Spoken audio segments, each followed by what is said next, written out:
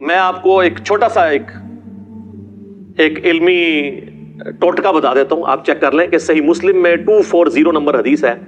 سیدنا علی خود راوی ہیں، وہ کہتے ہیں کہ اس ذات کی قسم کہ جس نے دانے کو پھاڑ کر اناج کو اگایا اور مخلوقات کو پیدا کیا، نبی امی نے مجھ سے یہ عہد لیا تھا کہ اے علی، تجھ سے محبت نہیں رکھے گا مگر مؤمن، اور تجھ سے بغض نہیں رکھے گا مگر منافق۔ تو محبت علی از دا لٹمس ٹیسٹ آف ایمان، صحیح مسلم 240 نمبر حدیث۔ یہ حدیث آپ محرم میں کسی سنی کو ٹیکسٹ کرتے ہیں، آگے دیکھیں کیسے پھدکتا ہے وہ، جتنا مرضی وہ صحابہ اہل بیت کا عاشق ہوگا نا، اس کو فوراً تکلیف ہو جائے گی اس سے۔ اگر کوئی کہہ رہا نہیں ہوتی تو چیک کریں۔ اور مزید آگے میں آپ کو بتاتا ہوں کہ سنی کی کسی مسجد میں، ابھی محرم 1442 سٹارٹ ہو چکا ہے نا، کسی سنی مسجد میں آپ ایک چارٹ پہ یہ حدیث لکھ دیں، صحیح مسلم 240، علی سے محبت نہیں رکھے گا مگر مومن، علی سے بغض نہیں رکھے گا مگر منافق، صرف یہ لکھ کے لگا دیں، اس کے بعد آپ تماشا دیکھیں۔ لیکن یہی بات آپ جعلی بنا کے کسی اور صحابی کے بارے میں لگا دیں، کچھ بھی نہیں ہوگا۔ تو وہی بات ہے کہ سیدنا علی کی فضیلت کے انکاری نہیں آپ، مسئلہ یہ کہ آپ اقراری نہیں ہیں، اور یہ ہم نے پریکٹیکلی چیک کیا ہے جو آپ کو یہ فارمولے بتا رہے ہیں۔ آپ کو اگر یقین نہیں آتا آپ چیک کر لیں، کسی دیوبندی کو، کسی بریلوی کو، کسی اہل حدیث کو جو کٹر قسم کے ہیں، یہ ذرا حدیث محرم میں بھیجیں صحیح مسلم، تو آگے وہ آپ کو اوٹ پٹانگ قسم کی خود روایتیں بنا بنا کے بھیجے گا اور عجیب قسم کے جوابات دے گا اور آپ پہ کامنٹس کرے گا، تو آپ دیکھیں گے کہ اندر کا خناس اس کا باہر آ جائے گا، وہ آتے ہی اسی حدیث سے باہر ہے۔ اور میں کہتا ہوں مولا علی کی شان میں نمبر 1 حدیث اس روئے ارض پہ اگر کوئی ہے نا، وہ یہی ہے، مسلم کی 240، کیونکہ یہاں پہ تو ایمان کی بات ہو رہی ہے۔ اور دوسرے نمبر پہ اگر کوئی حدیث ہے تو وہ ہے کہ علی کی میرے ساتھ وہی نسبت ہے جو ہارون کی موسیٰ کے ساتھ، مگر میرے بعد کوئی نبی نہیں، جو بخاری اور مسلم دونوں میں ہے۔ انبلیویبل چیز ہے، قرآن میں آتا ہے نا کہ حضرت موسیٰ نے دعا کر کے حضرت ہارون کو مانگا تھا، اس لیول کا رسول اللہ کے ساتھ کوئی مولا علی تھے رضی اللہ تعالیٰ عنہ علیہ السلام،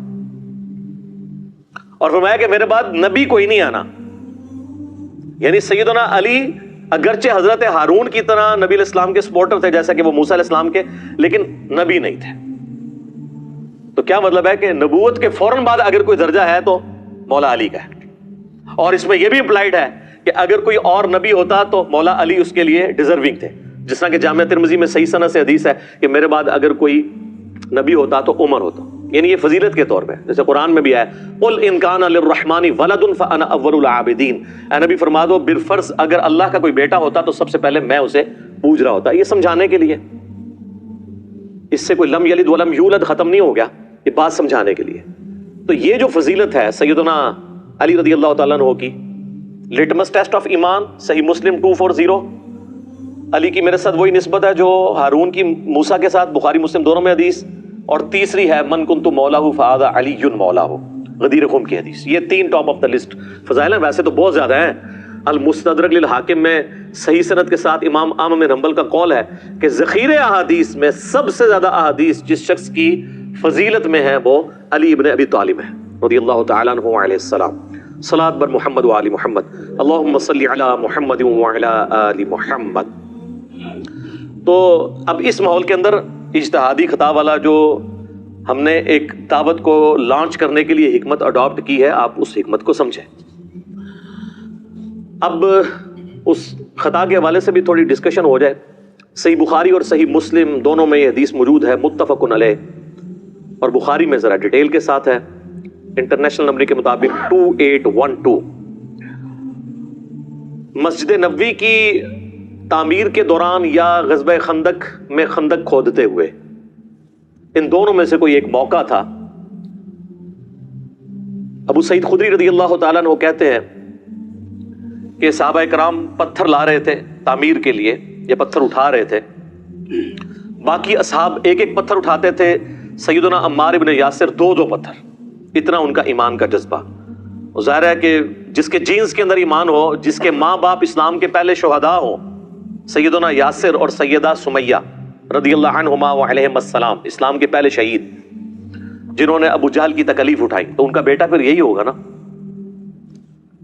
بلکہ یہ حدیث تو سٹارٹ ہی بڑے زبردست انداز میں ہوتی ہے۔ عبداللہ بن عباس اپنے بیٹے علی کو بھیجتے ہیں، ان کے بیٹے کا نام بھی علی تھا، اور ایک اور تابعی کو کہ جاؤ ابو سعید خدری سے جا کے ان کی حدیث سنو، وہ حدیث جو بیان نہیں کرنی چاہیے پبلکلی، یہ کہتے ہیں بیان نہیں کرنی چاہیے. اور عبداللہ بن عباس تو حدیثیں سنوائی وہی کرتے تھے. چلیں انہوں نے کہا ان سے حدیث سنو. ابو سعید خدری تو ان 7 صحابہ میں ہے جنہوں نے سب سے زیادہ حدیثیں روایت کی ہیں. آگے وہ بھی تیار بیٹھے ہوئے تھے بھی سینکڑوں حدیثیں ان کو یاد ہیں. تو انہوں نے نہیں پوچھا کہ کیڑی حدیث سنن آئے ہو, ان کو بھی پتا تھا وہی والی جو انجینئر صاحب بیان کرتے ہیں.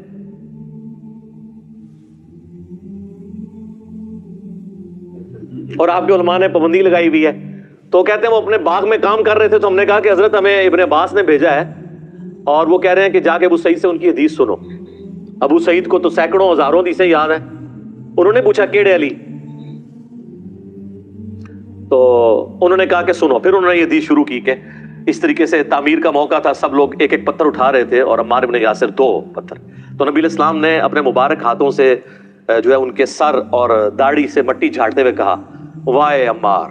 اے سمیہ کے بیٹے, افسوس, یعنی تو کتنی اسلام کے لیے خدمت کر رہا ہے, افسوس تجھے ایک باغی جماعت قتل کرے گی. تو انہیں اللہ اور جنت کی طرف بلائے گا اور وہ جماعت تجھے دوزخ کی طرف بلا رہی ہوگی. اب یہ بڑے سخت الفاظ ہیں صحیح بخاری میں 2812 کہ سیدنا علی کے سپورٹر سیدنا عمار بن یاسر اور ان کی جماعت کو نبی علیہ السلام نے کہا جنت کی طرف اور اللہ کی طرف بلانے والی جماعت, اور ان کے مخالفین کو یعنی اہل صفین کو, حضرت معاویہ رضی اللہ تعالیٰ عنہ کی جماعت کو دوزخ کی طرف بلانے والی جماعت. اور پھر ساتھ کہا باغی, پولیٹیکل ٹرم میں بغاوت. یہ نہیں ہے کہ وہ اسلام سے باغی ہو گئے تھے, یعنی پولیٹیکلی خلیفہ برحق کے خلاف انہوں نے بغاوت کی جس کی اطاعت واجب تھی. وَأُولِي الْأَمْرِ مِنْكُمْ کے تحت سورہ نساء کی آیت نمبر 59, اطیعوا اللہ واطیعوا الرسول وَأُولِي الْأَمْرِ مِنْكُمْ. تو یہ حدیث ہے جی. اور یہ حدیث جب پریکٹیکلی سامنے آئی جنگ صفین میں سیدنا عمار بن یاسر شہید ہوئے. حضرت معاویہ کے ایک فوجی تھے ابو الغادیہ جو اصحاب شجرہ میں سے ہیں, اور صحیح مسلم میں حدیث ہے کہ اصحاب شجرہ جو ہے نا, جنہوں نے بیعت کی ہے اس درخت کے نیچے صلح حدیبیہ کے موقع پر, جو سورہ فتح میں بھی ذکر ہوا ہے اس کا, تو مسلم کے الفاظ ہیں اصحاب شجرہ کو دوزخ کی آگ نہیں چھوئے گی. اب یہ ابو الغادیہ یہ بھی اصحاب شجرہ میں سے تھے. مسند امام احمد بن حنبل میں ایک پورا چیپٹر ہے جس میں ان کی حدیثیں ہیں جو انہوں نے نبی علیہ السلام سے بیان کی ہیں, اور وہ حدیثیں وہی ہیں کہ عمار کو باغی جماعت قتل کرے گی اور عمار کا قاتل اور مال لوٹنے والا جہنم میں ہے. اور انہی حدیث میں ابو الغادیہ خود رویا کرتے تھے کہ مجھ سے عمار ابن یاسر کا قتل ہوا ہے. اور وہ تو بڑی دردناک حدیث ہیں, پھر ٹاپک دوسری طرف چلا جائے گا, وہ آپ ریسرچ پیپر میں پڑھ لیجئے گا, وہ میں اینڈ پہ بتا بھی دوں گا انشاءاللہ. تو ابو الغادیہ سے ہوا, اور اس پہ بعض لوگوں نے کوشش کی کہ جی ابو الغادیہ جو ہے وہ اتنا بڑا جرم کر کے بھی بخشے جائیں گے کیونکہ اصحاب شجرہ میں سے ہیں. تو شیخ ناصر الدین البانی, جن کو اہل حدیث تو اپنا محدث اور اس دور کا امام بخاری مانتے ہیں, باقی مکاتب فکر میں بھی اہل علم ان کی قدر کرتے ہیں,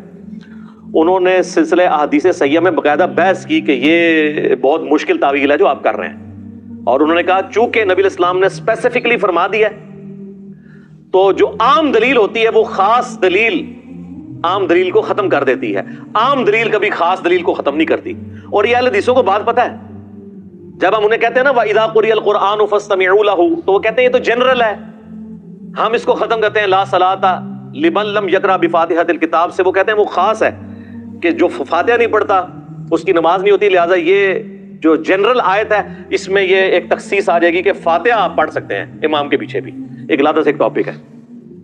یہاں پہ وہ بھول جاتے ہیں کہ جب اسپیسیفکلی آ گیا کہ عمار کا قاتل اور مال لوٹنے والا جہنم میں ہے, المستدرک الحاکم میں حدیث ہے, مسند امام احمد میں, تو وہ عام والی بشارت اس سے گئی. لیکن یہ ہمیشہ کے لیے جہنم میں نہیں, الٹیمیٹلی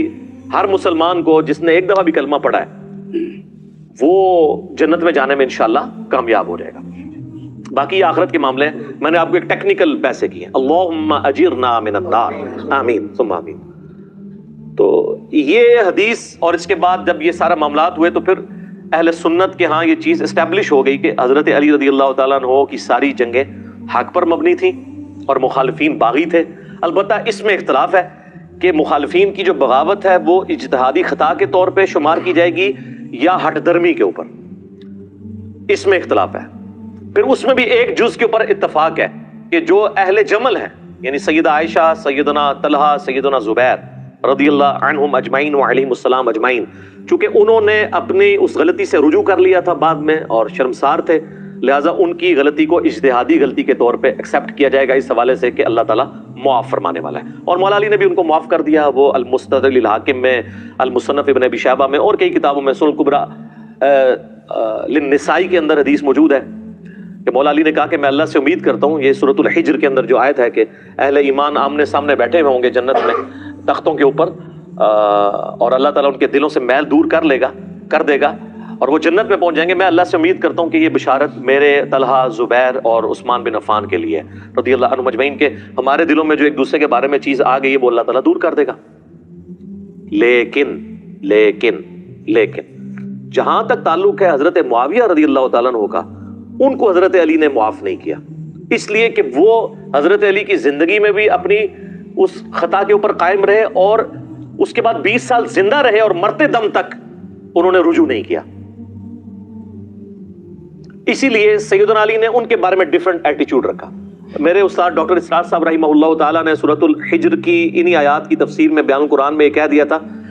حضرت معاویہ کا نام بھی انہوں نے داخل کر دیا تھا. وہ حدیث کے معاملے میں تو وہ خود ہی کہتے تھے میں امی ہوں، تو پھر میرا اس پہ جواب آیا تھا کہ حضرت معاویہ کا نام نہیں انہوں نے لیا، حضرت طلحہ، زبیر اور عثمان بن عفان کا نام لیا تھا.